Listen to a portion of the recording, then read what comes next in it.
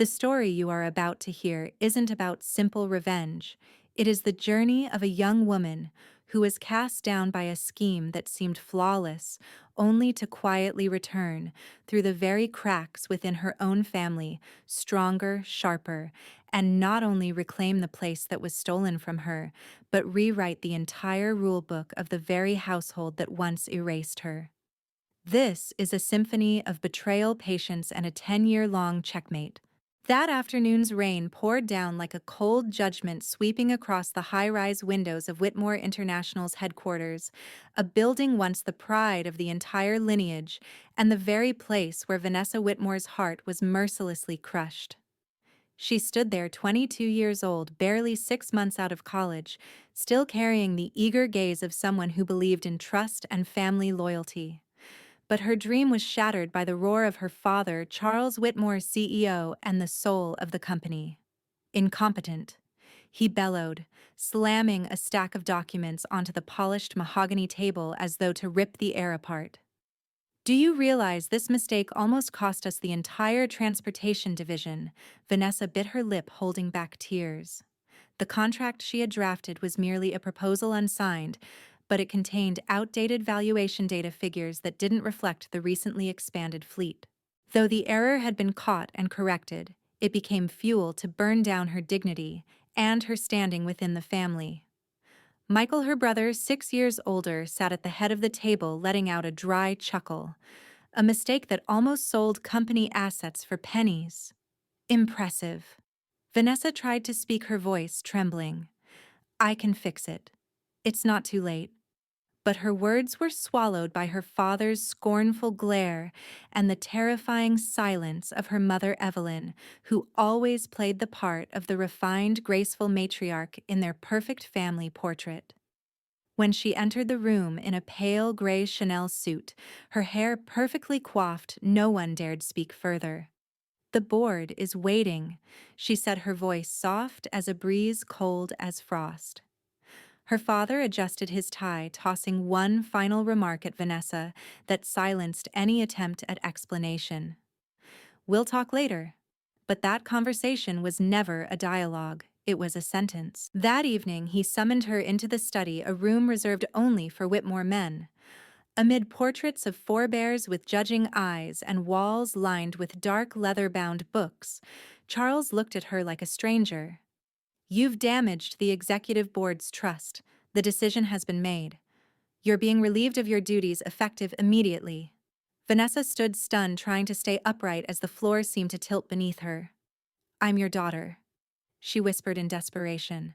But he replied coldly, that's what disappoints me the most.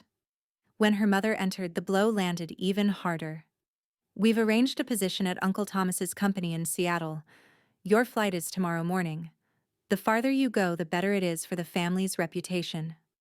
She stood there in front of the two people who had taught her to believe in honor and heritage, now ready to cast her out like a defective object. She looked at them one last time, turned away in silence, carrying not just a suitcase, but the entire remnants of her dignity now buried and bruised. That night, in a modest hotel room tucked away in the heart of Manhattan, Vanessa sat silently in front of her laptop, the pale blue glow casting shadows across a face still frozen in the shock of it all. On the bed, her suitcase lay open, the suit inside, still carrying the scent of boardrooms and the humiliation that hadn't yet faded. She reopened the contract, the document her entire family had condemned as an unforgivable mistake, and stared at every line as though trying to dissect her own memory. But the more she read, the more something felt off. This wasn't her writing style. The font was different, the line spacing was wrong. Even the footnotes lacked her usual format. Tiny details, but loud enough to feel like a voice speaking from a dark room, one only she could hear. Her hands trembling, she pulled up the original file on her personal hard drive, the backup where she stored all important documents. And there, in the familiar lines, she found an undeniable truth. Someone had edited the contract she'd written, tampered with the valuation figures, and submitted it in her name. Vanessa sat frozen, then suddenly shot up, heart racing. In her mind, Michael's image became sharper than ever, her brother with the polished exterior, the air of control, and the always calculated presence. He had been the first to condemn her, the one seated calmly at the head of the table watching her downfall unfold like it had been orchestrated. He'd been silently competitive since they were children, and now, with the heir apparent path clearer than ever, perhaps he had found the perfect way to eliminate an obstacle. Her phone buzzed a message from her grandfather. "Nothing is what it seems. Vanessa. Watch. Wait. Learn." The words were brief, like a cipher. She inhaled deeply. All she had now was 6 months' severance, a copy of the original contract, and the sole remaining trust from the oldest man in the family. But she still had her freedom. And she had one advantage the rest had never accounted for. They'd cast her aside too hastily, forgetting that she, too, was a Whitmore. And Whitmores don't retreat in silence. She closed the laptop and stepped toward the window. Below, New York pulsed with lights and endless horns. She looked down, lips curling ever so slightly. She wouldn't go to Seattle. She wouldn't flee to a throwaway position crafted by her parents. She would stay, observe, and quietly collect the pieces they carelessly left behind. No one in her family knew that tonight wasn't the end, it was the beginning of a new game. And Vanessa, the piece they thought discarded, had just made her first move. Vanessa left New York just a few weeks later, but not for Seattle as her parents had planned. She chose Boston, a city close enough to feel the pulse of East Coast finance, but far enough to avoid the scrutinizing gaze of anyone still bearing the Whitmore name.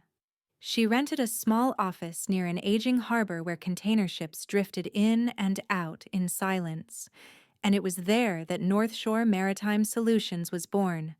No grand signage, no media buzz, just a maritime logistics consultancy registered using her final 6 months of severance pay. The early days were brutally difficult.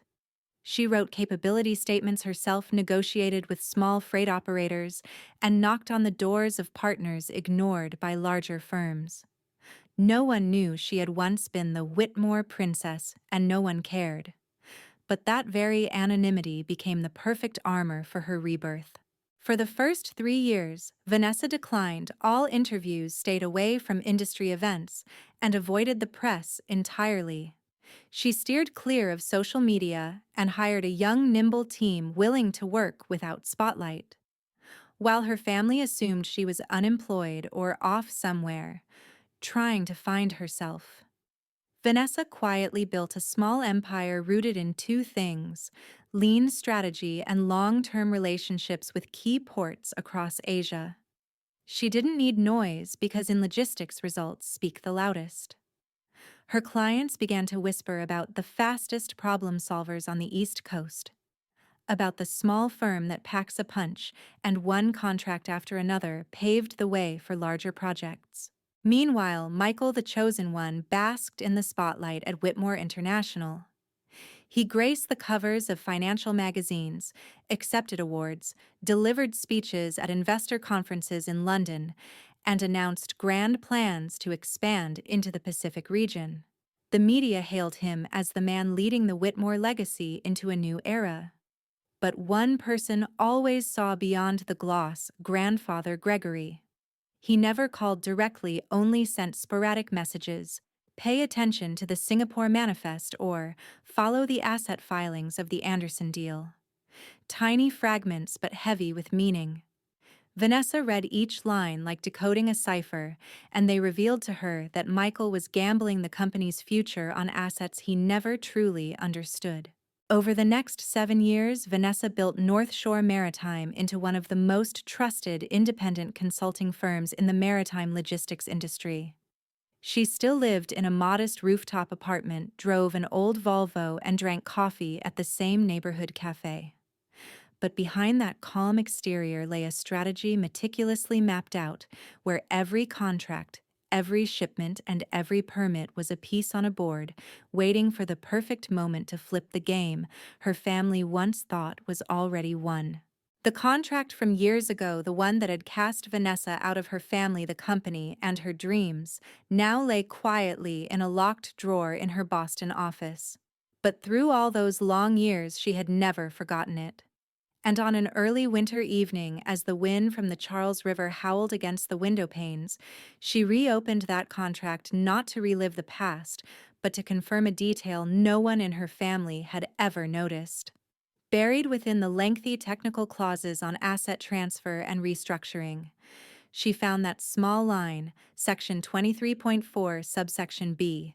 The words were sharp as a blade, hidden in a pillow.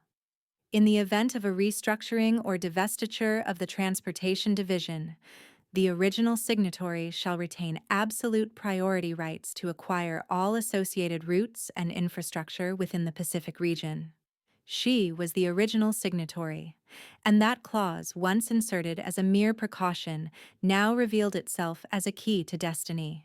At the time, Vanessa had only been an intern tasked with drafting documentation. But due to her meticulous nature, she'd added that clause as an internal safeguard intended to preserve flexibility in case of future restructuring. No one had asked for it.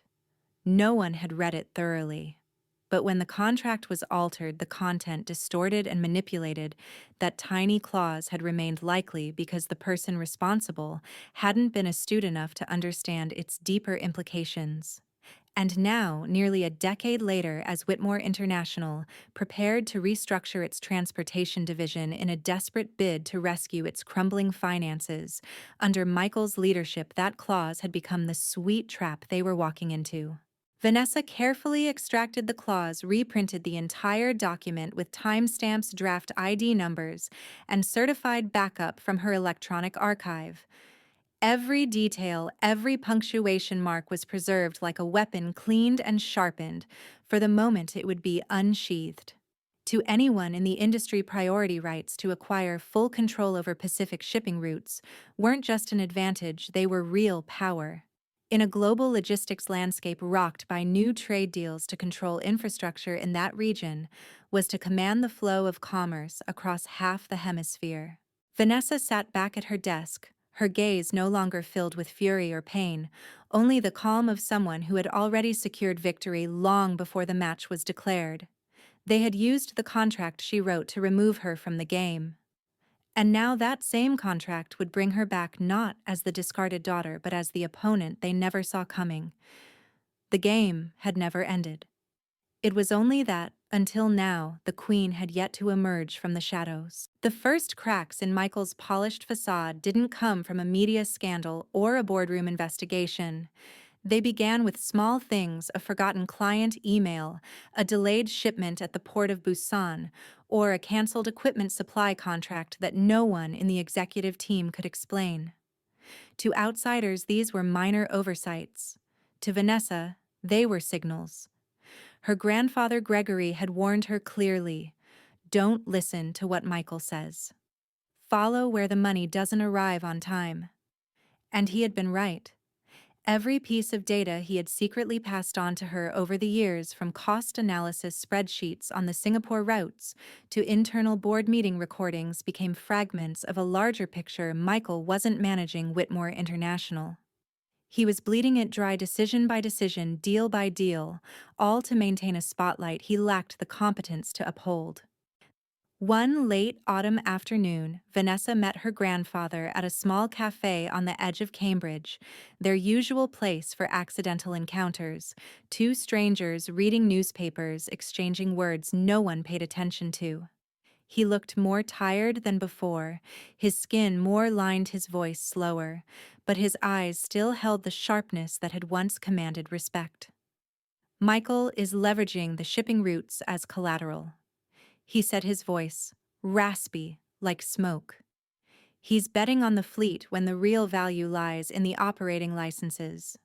Vanessa nodded, pulling from her coat pocket a scanned copy of the Manila Port Agreement, where North Shore Maritime had just secured a new series of docking rights unbeknownst to Michael.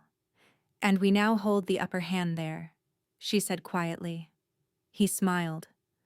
Well done, Vanessa. You didn't just observe, you learned, you calculated, and you were patient.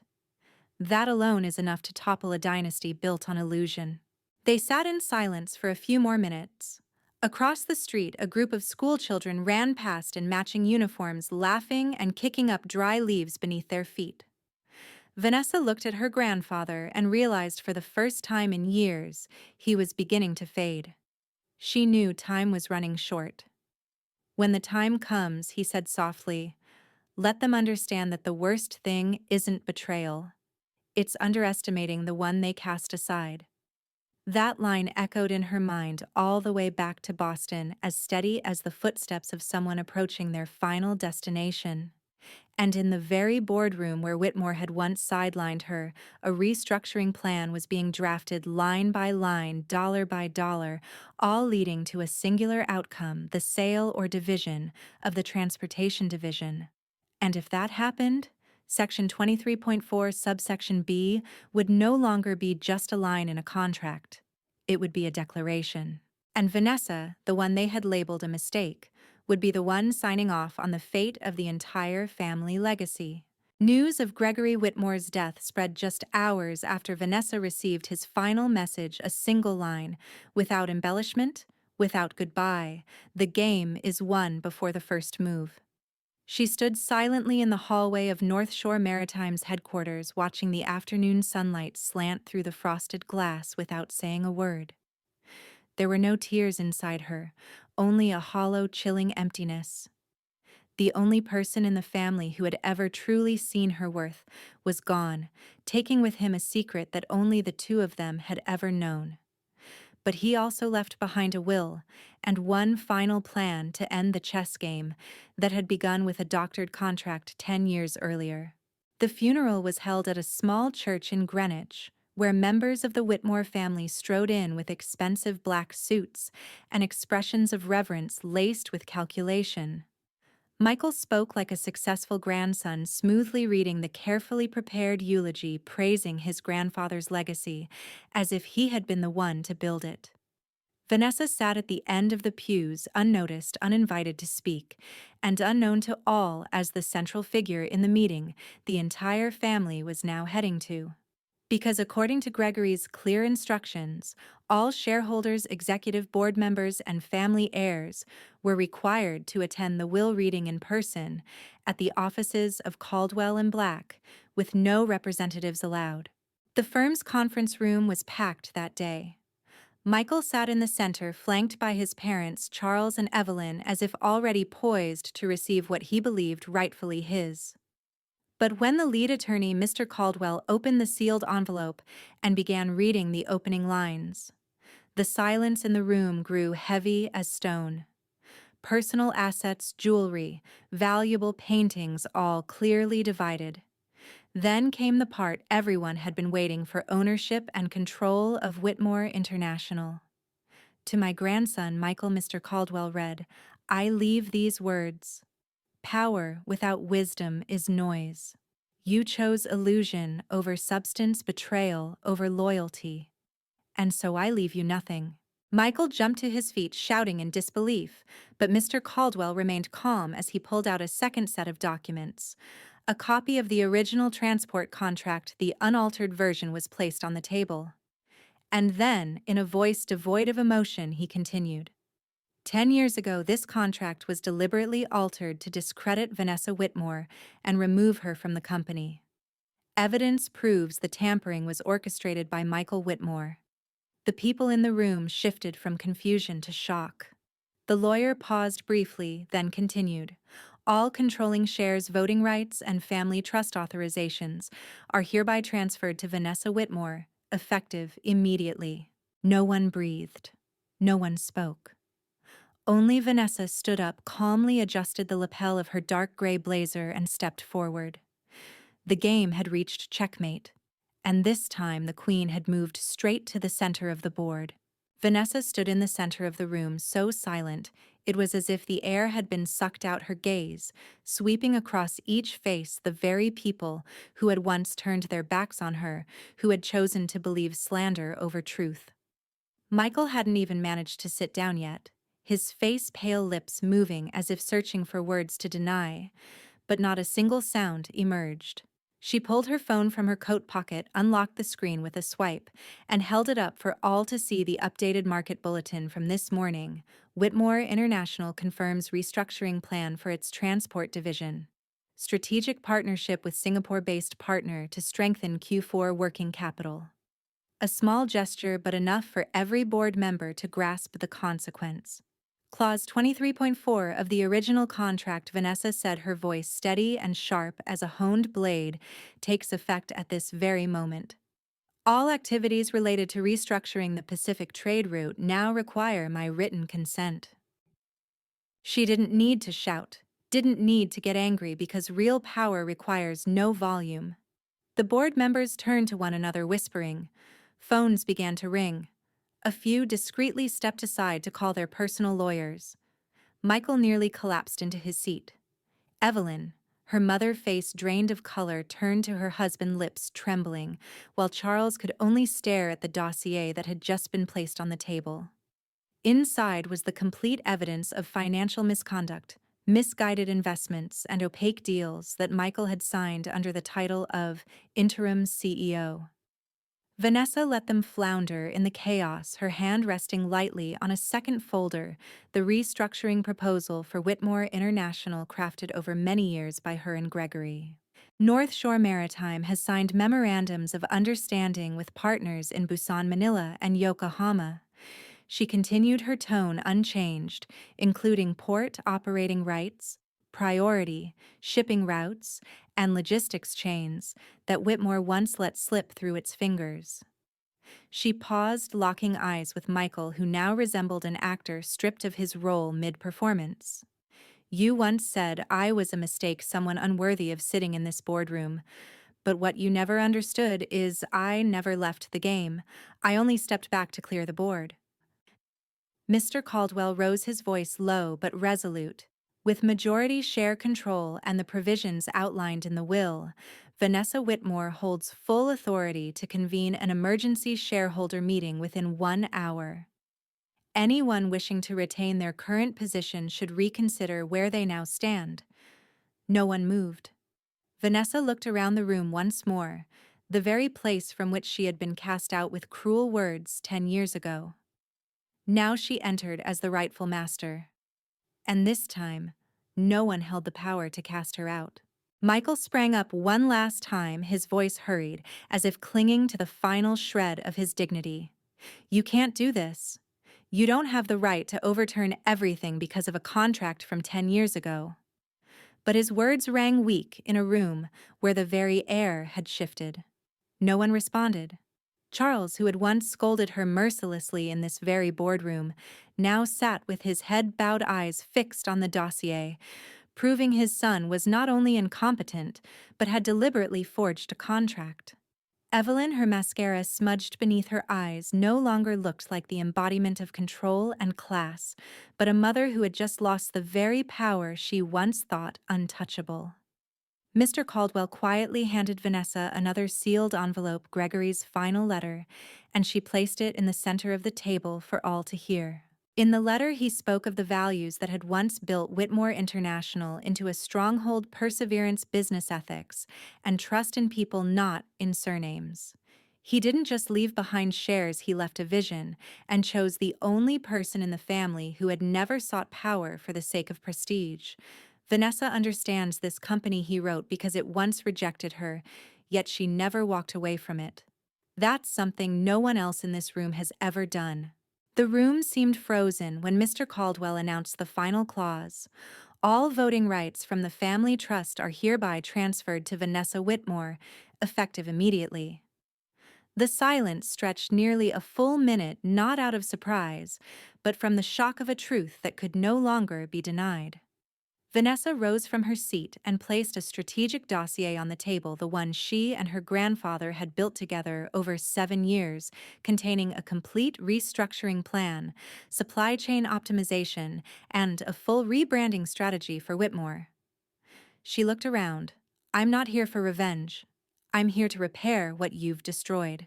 One board member, Mrs. Ellis, head of the company's largest investment fund, gave a slight nod. I support her, she said. Voices of agreement followed, cascading like dominoes through every paper and every glance.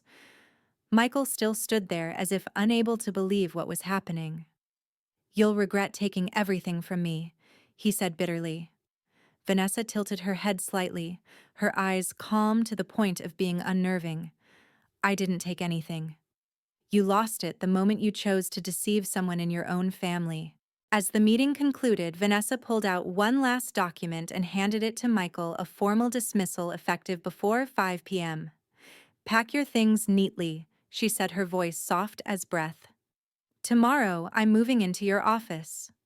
And as she stepped into the hallway, no one dared meet her gaze. Not out of fear, but because at last they realized the girl they once cast aside had become the only one capable of saving the legacy they were about to lose. The weeks that followed swept by like a whirlwind, stripping away every shabby facade that still clung to Whitmore International.